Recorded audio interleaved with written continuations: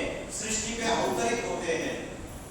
अवतरित होते तो अति साधारण मनुष्य शरीर में अवतरित होते हैं, जिसके लिए श्रीमद् भगवद गीता में बोला अवजानाति मां मूढ़ा मानुषी तनुमाश्रितम्।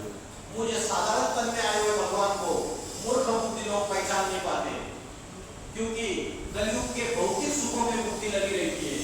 तो भगवान वर्तमान में साधारण मनुष्य शरीर में आए हुए, तो कोई भगवान जब इस सृष्टि पे आते हैं कोई विरला उसको पहचान पाता है, सारे मनुष्य उसको पहचान नहीं पाते। क्यों? क्योंकि ये जो भौतिक दुनिया है, ये जो भौतिक सुख है, झूठी माया, झूठी काया, झूठा सब संसार, इस पे बुद्धि लगी हुई है। हमारी बुद्धि विषय भोगों में लगी हुई है, इंद्रियों के भोगों में लगी हुई है, भौतिक सुख में लगी हुई है, देह के संबंधी देह के पदार्थ उसमें बुद्धि लगी हुई है। उसकी वजह से परमात्मा को पहचान नहीं पाते हैं। तो परमात्मा कौन से देश में अवतरित होते हैं बताइए? श्रीमद् भगवद गीता में बोला है यदा यदा ही धर्मस्य ग्लानिर्भवति भारत, भारत का नाम दिया है। भारत में ही अवतरित होते हैं। भारत भूमि है जहां परमात्मा का अवतरण होता है। जो विदेश है, यूरोप, अमेरिका और दूसरे देश है, वहां पर परमात्मा का अवतरण नहीं होता है। परमात्मा का जो अवतरण है वो भारत में होता है। उसका कारण क्या है? कोई बताएगा भारत में क्यों अवतरण होता है? क्योंकि भारत ये एक ही ऐसा देश है जहां नारी की सृष्टि का जो मालिक है परमात्मा, परमपिता परमात्मा शिव शंकर भोलेनाथ, जिनको विश्वनाथ कहा गया है, जिनको जगन्नाथ कहा गया है, जिनको आदि पुरुष कहा गया है, आदि देव कहा गया है, जिनको अमरनाथ कहा गया है, जिनको महाकाल कहा गया है, वो सृष्टि के आदि पुरुष है। जब ये दुनिया जो नारी है उनकी पवित्रता का आधार लेते हुए परमात्मा का ये कार्य शुरुआत होता है। इसलिए दिखाते कि जो लक्ष्मी है, लक्ष्मी के हाथ में कलश दिखाया है और उससे धन की वर्षा हो रही है। तो लक्ष्मी जो है उसके हाथ में जो कलश दिखाया है और उसमें जो धन की वर्षा हो रही है वो धन ज्ञान धन है। तो लक्ष्मी वो है जिसके अंदर दैवी लक्षण है, वो लक्ष्मी है। दुर्गा वो है जिसने दुर्गुणों का विनाश कर दिया, वो दुर्गा है। सीता कौन है? जिसके इंद्रियों में शीतलता भरी हुई है, वो सीता है। तो अलग अलग जो नाम दिए शास्त्रों में, वो शास्त्रों में जो नाम दिए वो गुणवाचक है। उन व्यक्तियों के अंदर, उन मनुष्यों के अंदर जो दैवी मनुष्य है, उनके अंदर जो दैवी गुण है, उसके आधार से ये नाम दिए गए हैं। तो शास्त्रों में बोला है न गृहम गृहम इति उच्यते, गृहिणी गृहम उच्यते। घर को घर नहीं कहा जाता, गृहिणी को घर कहा जाता है। अगर घर में गृहिणी नहीं है तो वो घर क्या है? जंगल के समान है। इसलिए बोला न गृहम गृहम इति उच्यते, गृहिणी गृहम उच्यते। घर को घर नहीं कहा जाता है, गृहिणी के घर कहा जाता है। गृहम ही गृहिणीनाम अरण्यम सदृशम। अगर गृहिणी के बिना कोई घर है तो वो जंगल के समान है। तो घर की नारी अगर अच्छी है, लक्ष्मी जैसी है, तो घर स्वर्ग जैसा बन जाता है। और घर की नारी अगर कुलक्षणी है तो घर नर्क जैसा बन जाता है। आज क्या हो गया? परिवार में जो सनातन धर्म की संस्कृति है उसमें नारी घर देखती थी, बच्चों को देखती थी, परिवार को देखती थी अंदर रहती। आज क्या हो गया? ये समानता का नाम पे क्या हो रहा है? नारी बाहर की दुनिया में जाके नौकरियां कर रही है, बाहर की दुनिया में जा रही है। तो उसकी वजह से सृष्टि, बहुत लोग बोलते हैं कि नारी अभी जो अबला है वो सबला बन गई, लेकिन बाहर की दुनिया में जो दुर्योधन दुशासन बैठे हुए हैं वो इस अबला नारी के ऊपर अत्याचार कर रहे हैं या नहीं कर रहे हैं? बताइए, कर रहे हैं। जो महाभारत में दुर्योधन दुशासन दिखाया है वो एक दुर्योधन दुशासन की बात नहीं है जिन्होंने द्रौपदी का चीर हरण किया। आज दुनिया में ऐसे लाखों करोड़ों दुर्योधन दुशासन है जो रोज इस अबला नारी का बलात्कार कर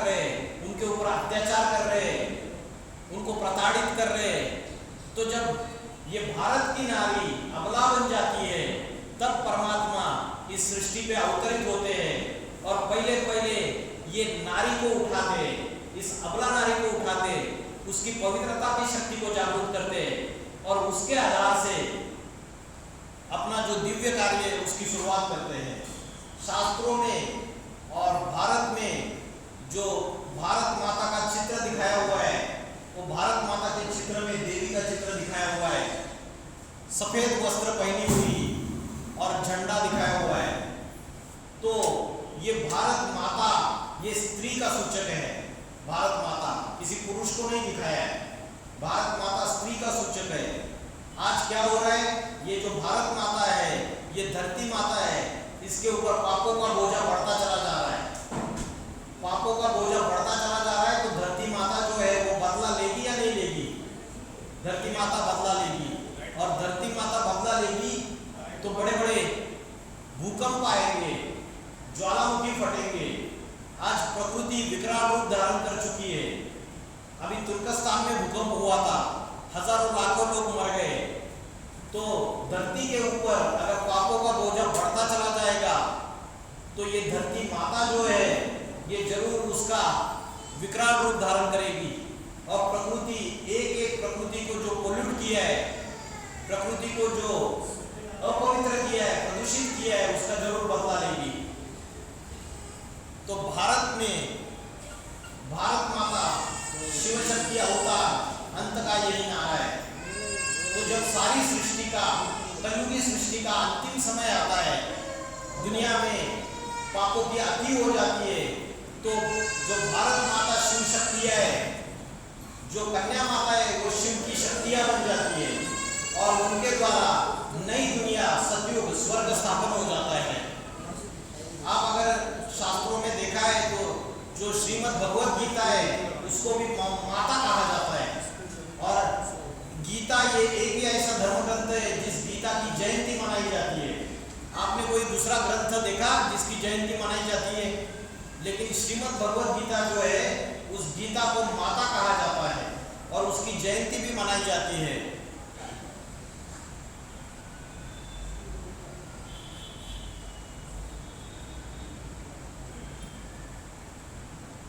तो परमात्मा जब इस सृष्टि पे अवतरित होते हैं कलयुग के अंतिम समय में, तो 3 देवों के द्वारा कार्य करते हैं। त्रिदेव, त्रिमूर्ति।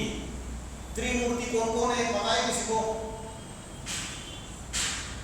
गुरु ब्रह्मा, गुरु विष्णु, गुरु देवो महेश्वर, गुरु साक्षात परब्रह्म तस्मै श्री गुरुवे नमः।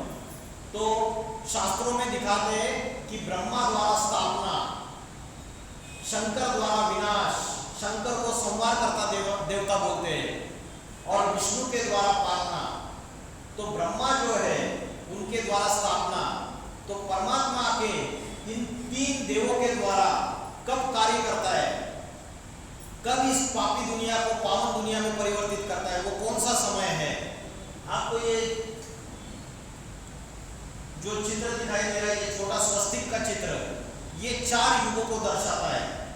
4 युग कौन से हैं? किसी को पता है 4 युग कौन से हैं? बताइए। सतयुग, त्रेता युग, द्वापर युग और कलयुग। तो अभी कौन सा युग चल रहा है? कलयुग नहीं चल रहा है, घोर पापी कलयुग चल रहा है। जो कलयुग का जो अंतिम समय है, जब रात होती है, कलयुग ये रात्रि है। कलयुग क्या है? रात्रि है। और रात्रि में क्या होता है? अंधकार। और अंधकार में क्या होते हैं?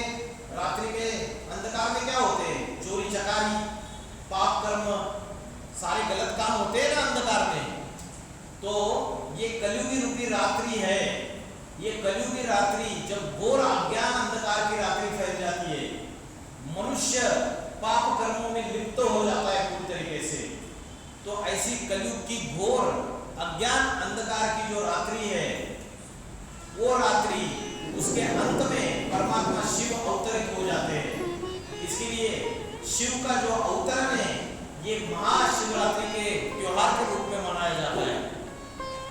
आपने देखा राम का जन्मदिन रामनवमी के रूप में मनाते हैं, कृष्ण का जन्मदिन कृष्ण जन्माष्टमी के रूप में मनाते हैं। लेकिन यादगार में महाशिवरात्रि मनाई जाती है। तो आपने कभी सोचा कि रात्रि शब्द क्यों यूज किया है और महारात्रि शब्द क्यों यूज किया है? शिव जयंती बोलना चाहिए था, महाशिवरात्रि क्यों बोला? क्योंकि भगवान का अवतरण कलयुग की पापों की अज्ञान अंधकार की रात्रि में होता है। क्योंकि भगवान की जरूरत ही तब है जब रात्रि गहराएगी। तो रात्रि के बाद क्या आता है? क्या आता है रात्रि के बाद? दिन आता है, सोचना आता है। तो परमात्मा ज्ञान सूर्य है, वो ज्ञान का प्रकाश इस सारी सृष्टि में फैलाता है और वो ज्ञान का प्रकाश फैलने से आज जो अंधकार की दुनिया है, पापों की दुनिया है, ये खत्म हो जाती है और नई दुनिया स्वर्ग आती है। तो रात और दिन ये दोनों का जो संयोग है, इसमें बीच का जो समय है उसको क्या बोलते हैं? भोर। प्रातः समय भोर होती है, अमृत वेला वो समय होता है। वैसे कलयुग की रात्रि और सतयुग की शुरुआत, इसके बीच का जो 100 साल का समय है, उस 100 साल के समय को बोला जाता है संगम युग, पुरुषोत्तम संगम युग। ये पुरुषोत्तम संगम युग ऐसा समय है कि जिस समय में भगवान इस सृष्टि पे अवतरित होते हैं, जिसकी यादगार में हम पुरुषोत्तम मास मनाते हैं, अधिक मास पुरुषोत्तम मास बोलते हैं। तो ये कलयुग के अंत का समय है, 100 साल का समय।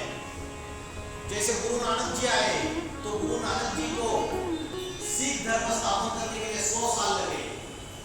मोहम्मद पैगंबर आए, उनको मुस्लिम धर्म स्थापन करने के लिए 100 साल लगे। जीसस क्राइस्ट आए, उनको क्रिश्चियन धर्म स्थापन करने के लिए 100 साल लगे। वैसे परमात्मा शिव जब इस सृष्टि पे अवतरित होते हैं तो उनको कलयुगी पापी सृष्टि का विनाश और नई देवता सृष्टि, सतयुगी सृष्टि स्थापन करने के लिए 100 साल का समय लगता है। ये 100 साल का समय जो है संगम युग का समय है। इस समय जो भगवान को पहचान लेता है, जो भगवान से प्रीत बुद्धि हो जाता है, वो विजयी हो जाता है। इसलिए बोला है विनाश काले परमात्मा से विपरीत बुद्धि विनश्यन्ते। क्या बोला है? विनाश काले विपरीत बुद्धि विनश्यन्ते और विनाश काले प्रीत बुद्धि विजयन्ते। किससे प्रीत बुद्धि? परमात्मा से प्रीत बुद्धि। क्योंकि वो अति मन और बुद्धि में कचरा लेके हम सो जाते हैं, कूड़ा कचरा लेके। घर में कूड़ा कचरा होता है तो आप साफ सफाई करके कहाँ डालते हो? डस्टबिन में डालते हो, कचरा पेटी में। और फिर कचरा पेटी की दूसरे दिन वो स्वच्छता अभियान की गाड़ी आती है, उसमें फेंक देते हो।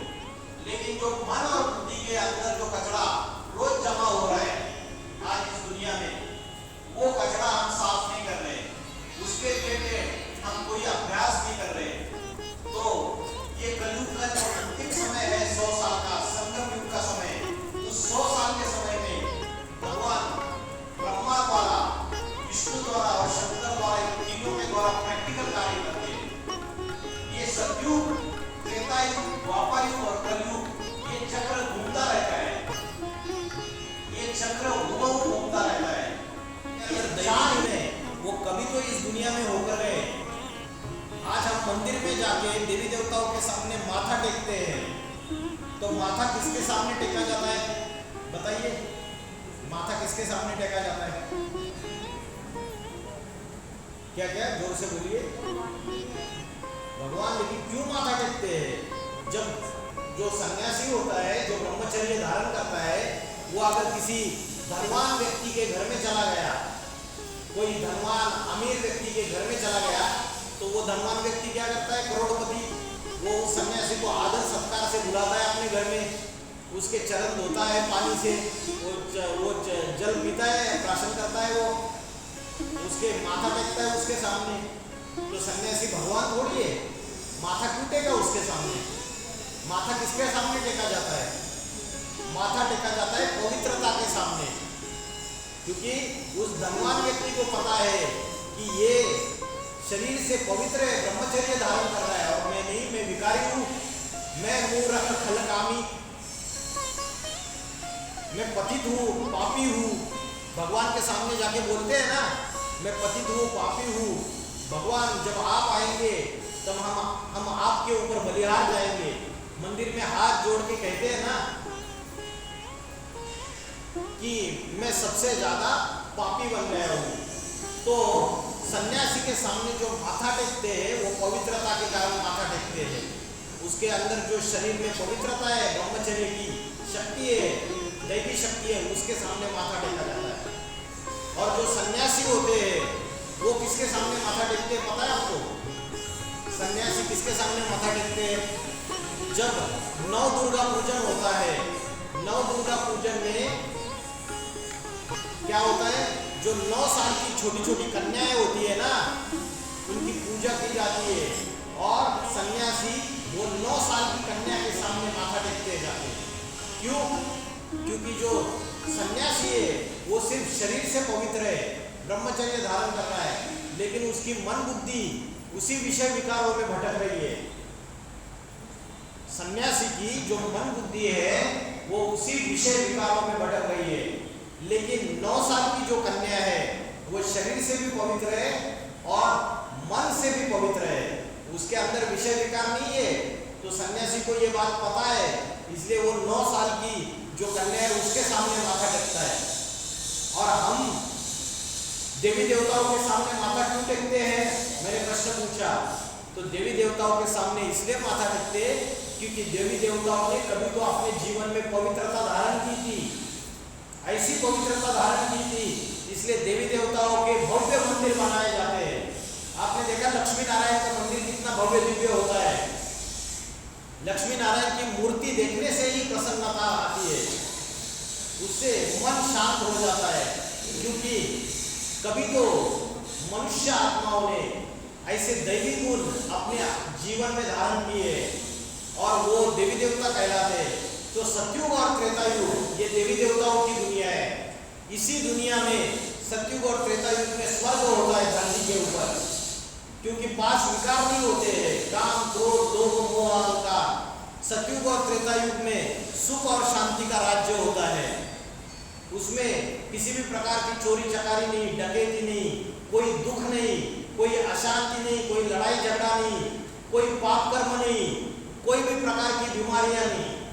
तो ये सतयुग और त्रेता युग, ये जो 2 युग है, ये स्वर्ग की दुनिया है।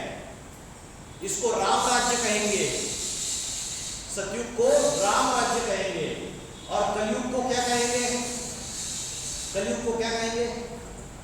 इन्होंने बोला रावण राज्य, एकदम सही जवाब है। जब रावण का अंत हो जाता है तब तो राम राज्य आएगा।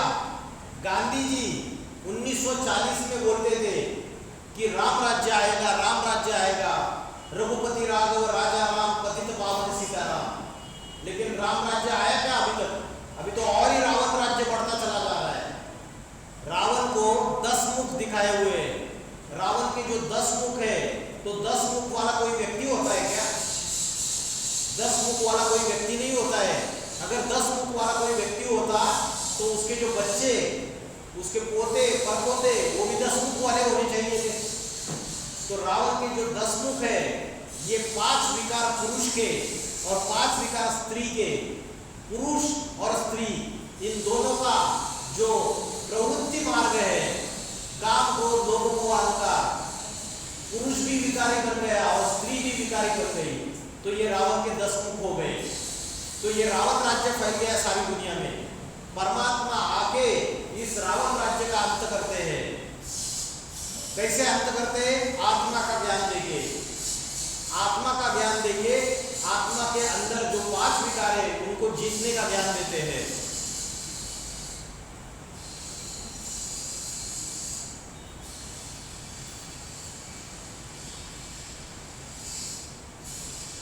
तो भारत जो है वो भारत के उत्थान और पतन की जो कहानी है उसके बारे में हम जानते हैं। जो कलयुग है, कलयुग में जब घोर पापी कलयुग बन जाता है तो भारतवासी पतित, दुखी, भ्रष्टाचारी और भारत कंगाल बन जाता है पूरी तरीके से। आज भारत विदेशों से कर्जा उठा रहा है, पूरी तरीके से कंगाल बन चुका है। और जब कलयुगी दुनिया का विनाश हो जाता है और नई दुनिया आती है, सतयुग आता है, स्वर्ग आता है, तो भारत में राम राज्य आता है, भारत में पवित्रता का राज्य आता है, भारत विश्वगुरु कहलाता है, दैवी स्वराज्य आता है भारत के अंदर। तो ये सीढ़ी का चित्र है। ये सीढ़ी के चित्र से 4 युगों में जो देवी देवता है वो धीरे धीरे नीचे उतरते जाते हैं। अनेक जन्म लेते लेते आत्मा की शक्ति क्षीण हो जाती है। तो जो देवी देवताओं का राज्य है वो द्वापर युग में जाते जाते खत्म हो जाता है। सतयुग और त्रेता युग देवी देवताओं का राज्य रहता है। द्वापर युग से मनुष्य जो है वो देहाभिमानी हो जाता है, और मनुष्य जब देहाभिमानी हो जाता है तो वो दुखी हो जाता है, और दुखी होने से मनुष्य मंदिर बनाना चालू कर देता है। जो मनुष्य खुद ही देवी देवता के समान था, पूज्य था, वो स्वयं पुजारी बन जाता है द्वापर युग से। और द्वापर युग से जो भक्ति की शुरुआत हो जाती है, द्वापर युग में पहले एक शिवलिंग की पूजा होती है। फिर द्वापर युग में पहले जो राजा विक्रमादित्य के द्वारा एक सोमनाथ का जो प्रथम ज्योतिर्लिंग है उसकी स्थापना हुई। शुरू में एक शिवलिंग की पूजा होती थी। बाद में धीरे धीरे भक्ति मार्ग में अनेक देवी देवताओं की पूजा होने लगी। तो एक साधे सब सदे, सब साधे सब जाए। अनेक देवी देवताओं को याद करेंगे, अनेकों की पूजा करेंगे तो मन बुद्धि हमारी एकाग्र होगी या भटकेगी? क्या होगा? मन बुद्धि हमारी भटकती जाएगी, एकाग्र नहीं होगी। तो सतयुग, त्रेता युग, द्वापर युग और कलयुग, ये धीरे धीरे सीढ़ी से नीचे उतरना होता है। जैसे मोबाइल की बैटरी डिस्चार्ज होती है, वैसे अनेक जन्म लेते लेते आत्मा की बैटरी भी डिस्चार्ज होती जाती है। क्योंकि आत्मा एक शरीर छोड़ती है, दूसरा शरीर धारण करती है, दूसरा छोड़ती है, तीसरा शरीर धारण करती है। सतयुग से लेकर कलयुग तक आत्मा अनेक जन्म मरण के चक्र में आती है, और जन्म मरण के चक्र में आती है तो सुख दुख के फेरे में आती है, पाप पुण्य के फेरे में आती है, और धीरे धीरे आत्मा के अंदर की जो पवित्रता है वो कम होती जाती है। सतयुग के शुरुआत में आत्मा 16 कला संपूर्ण होती है। 16 कला संपूर्ण का अर्थ है आत्मा के अंदर 100% पवित्रता, सुख, शांति, आनंद सब कुछ होता है। त्रेता युग में आत्मा की बैटरी थोड़ी डिस्चार्ज हो जाती है। आत्मा के अंदर 80% सुख, शांति, आनंद, पवित्रता रह जाता है। द्वापर युग में आत्मा की सिर्फ 8 कलाएं रह जाती है। 50%, 50% आत्मा के अंदर सुख, शांति, पवित्रता रह जाते हैं। और कलयुग में क्या होता है? कली राक्षस का प्रवेश हो जाता है हर एक व्यक्ति के अंदर। तो पाप, धोखाधड़ी, व्यभिचार, अत्याचार, गलत कर्म, पाप कर्म, ये सारी की बढ़ जाता है। तो आत्मा जो है उसके अंदर आत्मा कलाहीन हो जाती है। आत्मा के अंदर के सारे दैवी गुण गायब होने लगते हैं, और दैवी गुण गायब होते हैं और राक्षसी वृत्तियां पनपती जाती है। और उन्हीं राक्षसी वृत्तियों के कारण आज जाति जो है वो आपस में लड़ाई झगड़ा कर रहे हैं, समाज आपस में लड़ाई झगड़ा कर रहे हैं। आज दुनिया में जो 2 राज्य है वो आपस में लड़ाई झगड़ा कर रहे हैं, देश आपस में लड़ाई झगड़ा कर रहे हैं, धर्म की ग्लानि बढ़ती चली जा रही है, धर्म के नाम पे झगड़े हो रहे हैं। आज प्रथम विश्व युद्ध दुनिया में हो चुका है, द्वितीय विश्व युद्ध हो चुका है, अभी ये सारी दुनिया तृतीय विश्व युद्ध के कगार पे खड़ी हुई है। मनुष्य ने अपने विनाश के सारे साधन तैयार कर लिए। आज से 80 साल पहले इस दुनिया में एटम बॉम्ब था नहीं। जब द्वितीय विश्व युद्ध हुआ तो अमेरिका ने पहला एटम बॉम्ब तैयार कर लिया। आज 80 साल के बाद हर छोटे से छोटे देश के पास एटम बॉम्ब की पावर है, न्यूक्लियर बॉम्ब बन चुके हैं। तो मनुष्य जो है उसने अपने विनाश के सारे साधन तैयार कर लिए। शेख चिल्ली जिस पेड़ की डाली पे बैठा हुआ है उसी डाली को काट रहा है। तो जिस पेड़ की डाली पे बैठा है उसी डाली को अगर काटेगा तो खुद भी नीचे गिरेगा। तो मनुष्य ने अपने विनाश के सारे साधन तैयार कर लिए। मेरे घर के नीचे अगर बारूद बिछाई हुई है तो क्या मैं उस घर में सुरक्षित हूँ? बताइए। घर में अगर बारूद बिछाई हुई है घर के नीचे तो मैं घर में सुरक्षित हूँ क्या? ऐसे घर में नहीं हूँ। वैसे इस दुनिया में आज छोटे से छोटे देश के पास ये atomic weapons, atomic missiles, atom bomb ये सारे देश के पास है। उत्तर कोरिया जैसा छोटा देश सारी दुनिया को धमकी देता है, अमेरिका को धमकी देता है कि मैं एटम बॉम्ब से विनाश करा दूंगा। रिमोट कंट्रोल का एक बटन दबा दिया तो ये सारी दुनिया विनाश हो सकती है।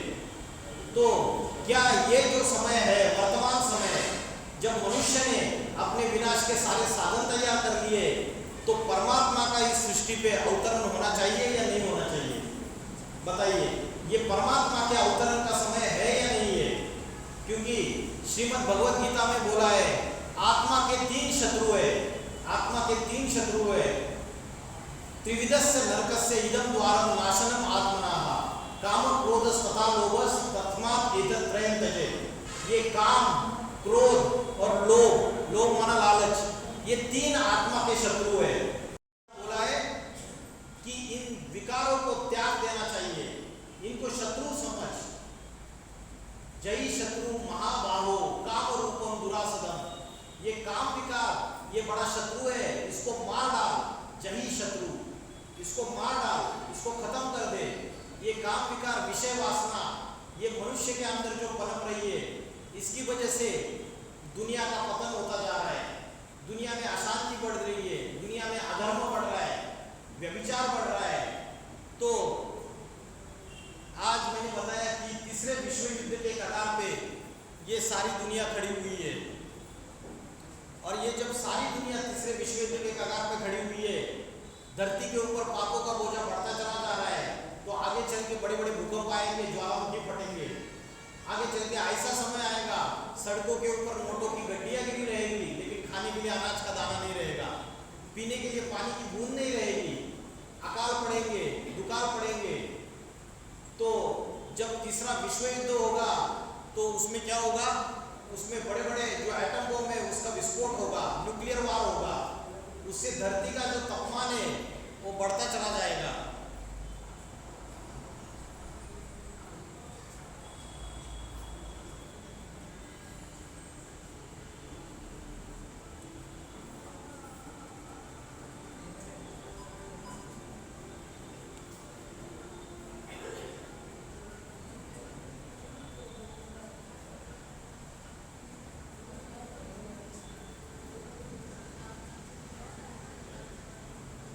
तो एटम बम का जो विस्फोट होगा, एक्सप्लोजन होगा, तो धरती का टेम्परेचर बढ़ जाएगा।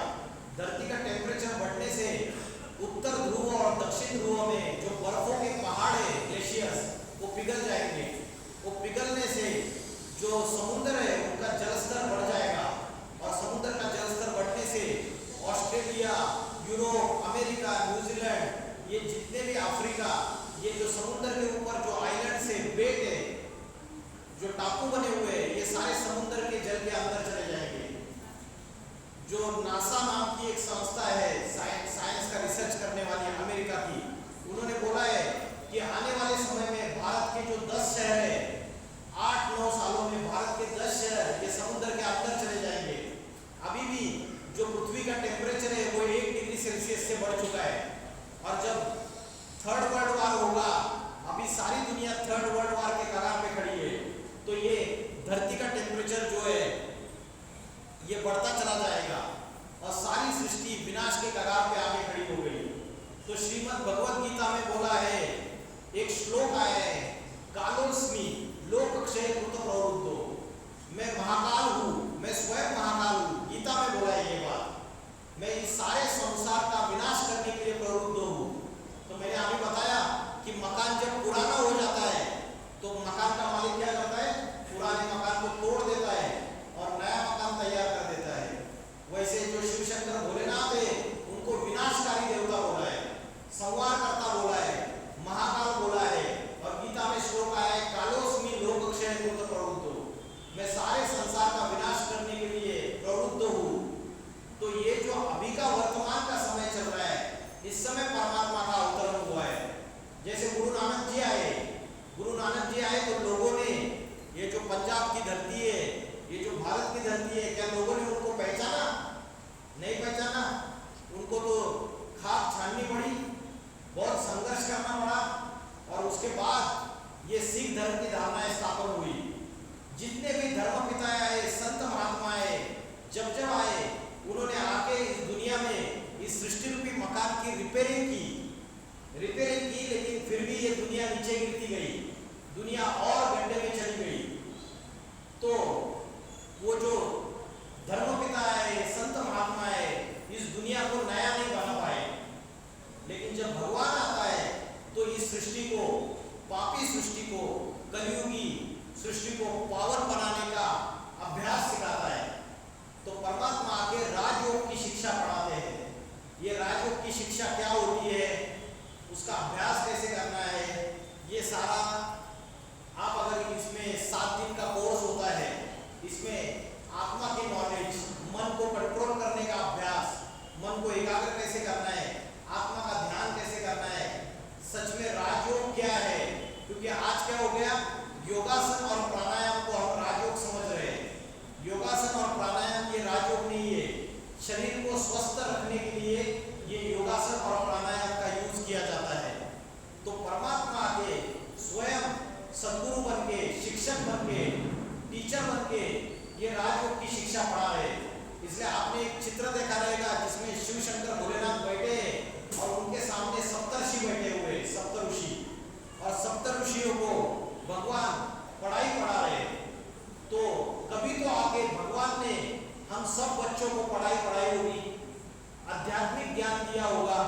आध्यात्मिक ज्ञान का अर्थ है अधिमाना अंदर। तो आत्मा के अंदर का जो ज्ञान है वो आध्यात्मिक ज्ञान है। तो परमात्मा ने स्वयं टीचर बन के, शिक्षक बन के, इस सृष्टि में सद्गुरु बन के कभी तो पढ़ाई है। स्वयं इस धरती पे साधारण मनुष्य शरीर में अवतरित होके ये पढ़ाई पढ़ा रही है। और इस सृष्टि का परिवर्तन का समय आ चुका है। आज जो दुनिया में बड़े बड़े भविष्यकार है, भविष्य वेत्ता है, उन्होंने भविष्यवाणियां की है कि 21वीं शताब्दी में उत्तर भारत से, उत्तर प्रदेश से एक महापुरुष का अवतार होगा। और वो महापुरुष जो है वो ऐसी आध्यात्मिक क्रांति लाएगा, ऐसा आध्यात्मिक संगठन तैयार करेगा कि सारे सृष्टि की बड़ी बड़ी महासत्ताएं, बड़े बड़े देश, अमेरिका, यूरोप, ये उसके सामने नतमस्तक हो जाएंगे। वो योगियों का भी योगी है, वो सबसे बड़ा आदि योगी है। क्योंकि आप बताइए मुझे, सृष्टि का विनाश होगा तो नई दुनिया जब शुरू होगी तो कोई मनुष्य, पहले कोई मनुष्य बचने चाहिए या नहीं बचने चाहिए? कोई तो पुरुष और स्त्री, प्रथम पुरुष और प्रथम स्त्री बचेंगे, उनके द्वारा नई सृष्टि की शुरुआत हो जाएगी। मुस्लिम लोग बोलते हैं आदम और हव्वा, प्रथम पुरुष और प्रथम स्त्री। क्रिश्चियन लोग बोलते हैं एडम और ईव। जैन लोग बोलते आदिनाथ आदिनाथिनी। और हिंदू लोग बोलते आदिदेव आदिदेवी, आदि पुरुष आदि स्त्री, शंकर और पार्वती। सबने नाम अलग अलग दे दिए, लेकिन परमात्मा जो है वो स्वयं आके कलियुगी सृष्टि का अंत, और जब नई सृष्टि चालू हो जाएगी तो स्वयं परमात्मा शिव शंकर भोलेनाथ और जगत माता, इनके द्वारा ये नई सृष्टि का फिर से रचना होती है। और फिर से सतयुग, त्रेतायुग, द्वापर युग, कलयुग, ये नई सृष्टि शुरुआत हो जाती है।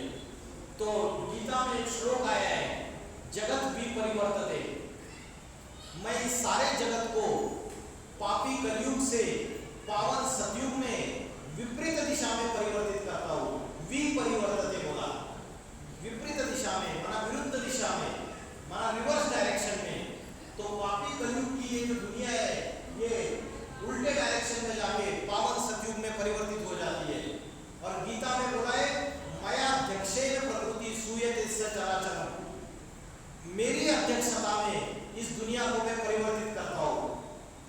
तो आज कोई राजनेता जो अलग अलग पार्टी है, पॉलिटिशियंस है, कोई राजनेता, कोई धर्म नेता, कोई संत महात्मा इस दुनिया को परिवर्तित नहीं कर सकता।